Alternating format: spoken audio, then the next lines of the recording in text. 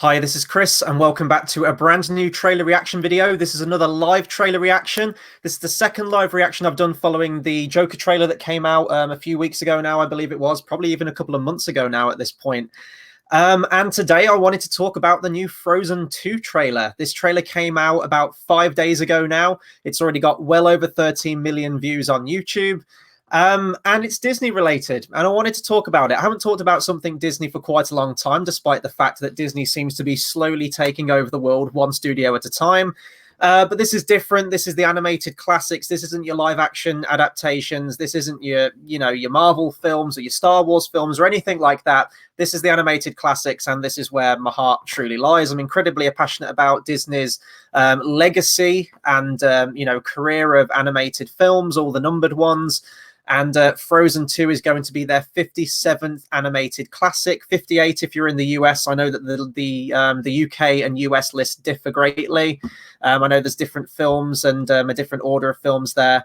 But before we get into the reaction today, let's get the shameless plugs out of the way first. If you're watching this live stream right now, please do get commenting throughout. I don't know how long I'm going to be live on this thing, but I tend to talk for quite a while on these things. I'll analyze the trailer and give my own thoughts on it and everything like that, as well as my thoughts on the original movie Frozen from 2013.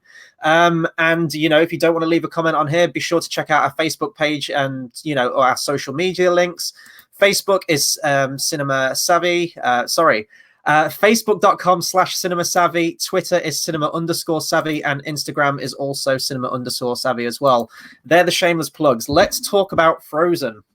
It's kind of a movie that needs no introduction at this point, but I'm going to give an introduction nonetheless. 2013 Frozen, a movie that just took the world by storm. I would say almost equal to Lion King. I know that Lion King's had a lot more years underneath its belt now, and it's even had a live action adaptation as well, which has kind of become the latest highest grossing film of all time, which was a record that was held by Frozen until this new one came out this year. Very different kind of animation, though, in many ways. I know that it's computer animated, but one was done with the intention of being lifelike. This one is sort of a cartoon animated. So take that for what it is. Frozen could still be the highest grossing animated film of all time. It was winner of 2 Academy Awards. It won an award for Best Animated Feature that year, as well as Best Original Song. You don't need me to tell you which song it is. This song has been played to death on the radio, everywhere. You cannot escape Let It Go. You really can't, even if you want to. And believe me, I want to at this point. So, as I said, Frozen, I own it because it's part of the collection and I needed to buy it. However, it's not a film that I particularly like, and probably one that I'm not going to go back to anytime soon. Having said that, I probably will have to go back and rewatch this movie before the new one comes out, because honestly, I found Frozen very forgettable in terms of Disney films. Like, I know that it made 1.2 billion. I know that everyone seems to love it. I can see why, I guess. Like, it's sort of that wintry, Christmassy kind of movie. It's got that feel to it. It's sort of a film that you can watch at any part of the year. But I know that around winter, it gets like a big following. I'm sure at Disneyland, they do loads of like Christmas and winter parades and things like that. And it's always going to be tied to that, I think. But honestly, in terms of like structure and story, I find it very forgettable and kind of dull and boring. I don't really connect with any of the characters. Just the structure of it, it feels like something's missing. It feels like a kind of empty film. Animation wise, it's absolutely stellar. This is some of the best, computer animated effects that Disney have done in their latest films. And I'm not going to deny that it has some kind of charm to it in some way, and it is kind of unique in visuals, at least from a lot of other Disney films. But I don't know, there's just something that isn't quite there. Like the villain aspect, like a Disney villain, your classic Disney villains, that's kind of absent with this one. Yes, there is a villain, but he's not memorable and he's not particularly threatening, and he's just kind of there off in the background and only gets revealed towards the end. And the ensemble characters as well, I wasn't really a big fan of. I know that, a lot of people like Olaf the snowman. I really didn't like him. I don't know what it is about it. Just the story didn't grip me. I wasn't connected to the characters very much, and it felt very... I don't know how to describe this. I was going to say very pop culture-y, but there's no like pop culture references in there. It felt like it was done for sort of mass market appeal rather than, a story that needed to be told. And I know that the original story had gone through many changes in development before Frozen became said and done. I know that it was originally going to be an adaptation of The Ice Queen, I think, which I would actually have preferred a more, a retelling of a traditional fairy tale, which is a sort of a strategy that Disney have done, since their first one with Snow White, their first animated classic. And especially in the Renaissance as well, with the likes of Little Mermaid and Beauty and the Beast and things like that. Those are the kind of the ones that hit home. A couple of films before Frozen came out, we had Tangled as well, which was a film that I absolutely loved. I absolutely loved Tangled so much, way more than Frozen. And I do think that Frozen is a little bit overhyped. Well, not a little bit, very overhyped. But nevertheless, here we are with Frozen 2. I've talked a very, very long time already. Frozen 2, we've already had the first trailer. This is going to be my live reaction to official trailer 2. I actually like what I'm seeing from the first trailer that came out for this thing. It looks like it's going to be a much more of a personal journey for Elsa. We're going to learn a little bit about the backstory, how she got her powers, and it just feels like it's going to flesh this world out a lot more and her character, which is, can only be a good thing. I don't think it's going to have quite the same impact that the first Frozen movie had. That tends to be the way that most sequels go, and I don't think they're going to be able to recapture the magic, despite them trying. I know they're going to try.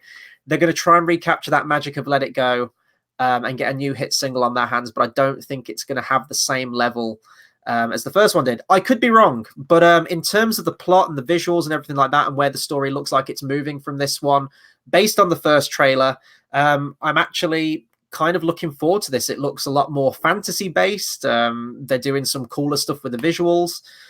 SeaWorld Man in the comments says, I'm going to bring a comment up right now. I'm interested to see how this plays out. He's not hyped, though. That's kind of how I feel as well. I'm not particularly, like shouting from the rooftops for this movie to be made. And it's clearly only been made because the first movie made 1.2 billion. This is kind of a trend that Disney animated classics are going now, regrettably, in that we're getting a lot of sequels. The studio model for Disney is very, very different now from what it was in the 90s. And before then, the 90s, the Disney Renaissance, those classic Disney movies that you remember, that was from a very, unique time, with imagination, and Disney were coming into their own. And, they were a company before then that were having a lot of duds before then.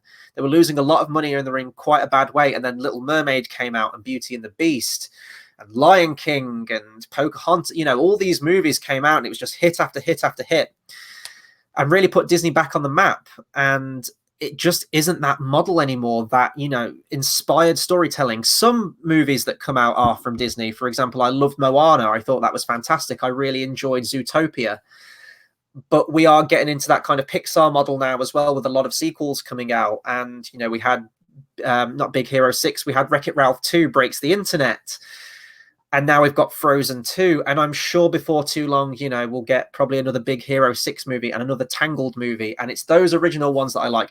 I'm going off on a tangent anyway. Let's talk about Frozen 2 now. So in short, I'm really liking what I'm seeing from it right now. And I'm hoping that this trailer shows a lot more to do with it. Now, once again, this is a live trailer reaction. So I'm going to do my very best. The audio is going to be playing out of my Mac right now. So I'm hoping it's going to pick up okay on this microphone right here, and that I'm not going to be drowned out or anything like that. So everyone in the comments, please let me know how the audio is as it goes through the trailer.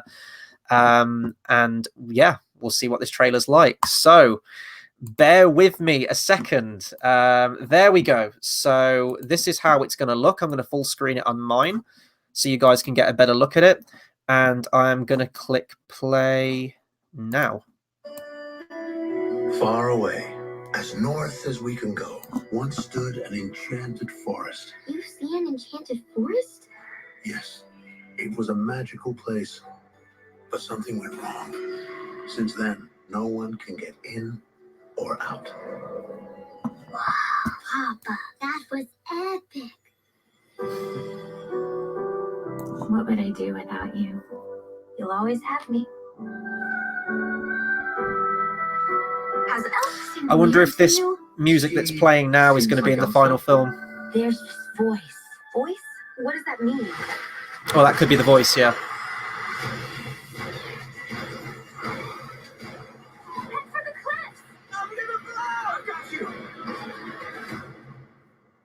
The kingdom is not safe. Find who is calling to you.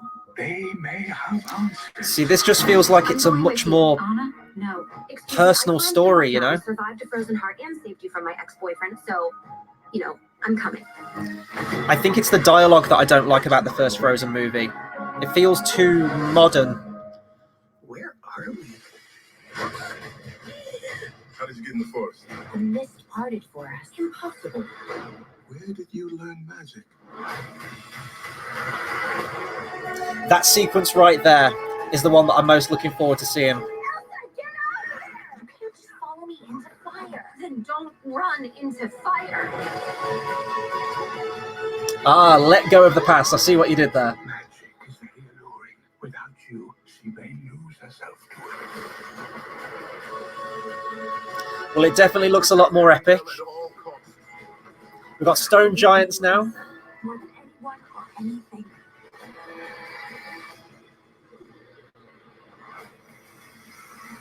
That's awesome. That's awesome. That warhorse is awesome. Quick question. Is the whole putting us in mortal danger going to be a regular thing?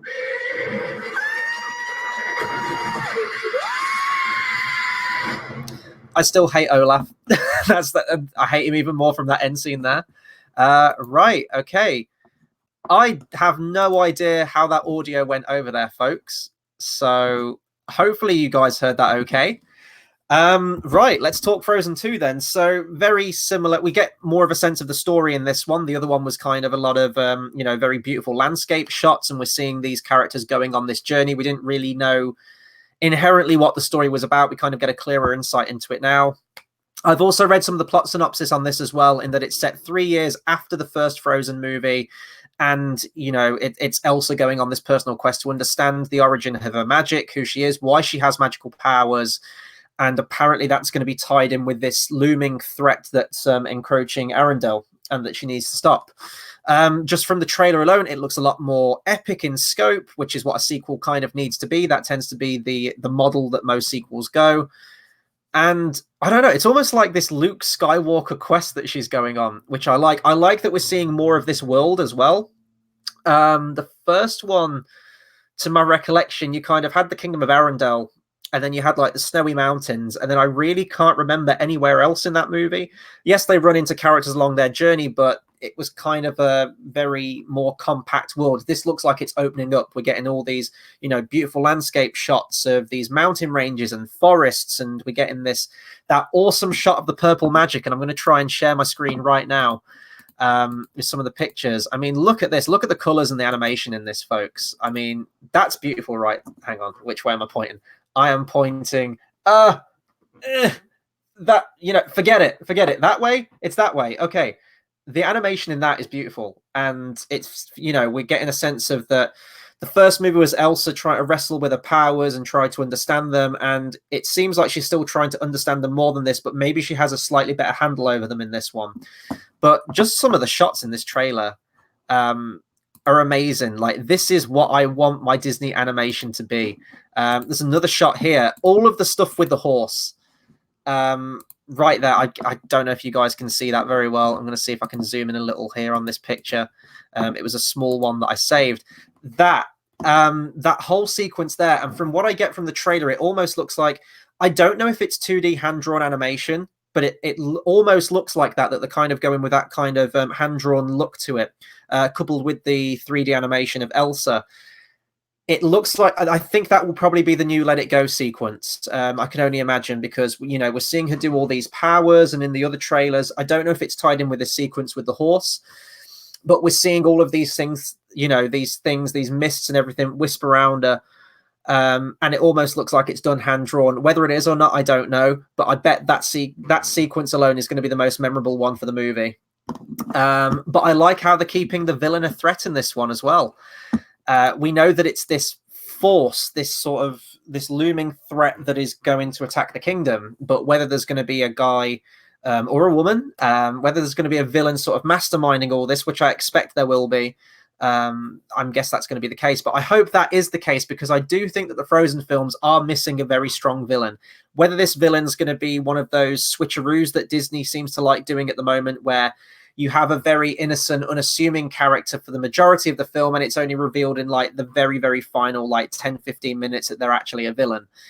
I don't like twists like that. Some can work for the plot, but it seems like it's a trope that Disney are doing and Pixar are doing increasingly more now, and I'm kind of over that trope. I just want, you know, like your Maleficents, your Jafars, your Hades, Scar, just villains that are bad from the beginning, and they're just great, memorable Disney villains. That's what I want. I want to see something like that in the Frozen films.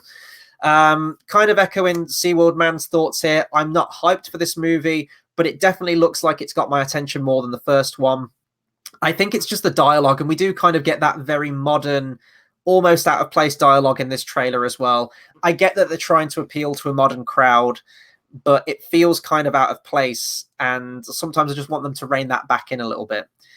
I'm interested to hear the soundtrack. We get a little bit of, you know, that choral voice at the beginning of the trailer. Whether that's going to be the instrumental for a song that's going to feature in the final film, I don't know. But I'm rambling at this point. I'm looking forward to it. I'll definitely be at this one. Hopefully I won't be too out of place going to see this movie. But I love the Disney animated classics, and, you know, this journey that they're taking as Disney constantly evolves over the years. So that'll do it for my live reaction to Frozen 2 official trailer 2. Be sure to comment, subscribe, let me know what you thought of this trailer. Are you looking forward to this new Frozen film? What did you think to the first one? Let me know some of your favorite Disney films. Anything related to this or Disney, please do let me know and get a conversation going. In terms of what's coming up on the channel tomorrow, very differently to Frozen 2, I'll be going live for a review for Rambo Last Blood. This was a film that I saw last week, and me and George are going to be on a review for that one tomorrow. And look out for some more of these trailer reactions as well. Whenever a big trailer comes out that I really, you know, have something to say and really want to talk about, I'll jump on one of these. Spread the word. As always, I'm going to go back to the, you know, the social media links. Follow us on Facebook /CinemaSavvy, on Twitter at @cinema_savvy, and on Instagram as well at @cinema_savvy. Thank you to everyone who tuned in right now. Get that conversation going in the comments, hit the bell icon, all of that good stuff. And until the next video, I'll see you guys next time. Thanks for watching.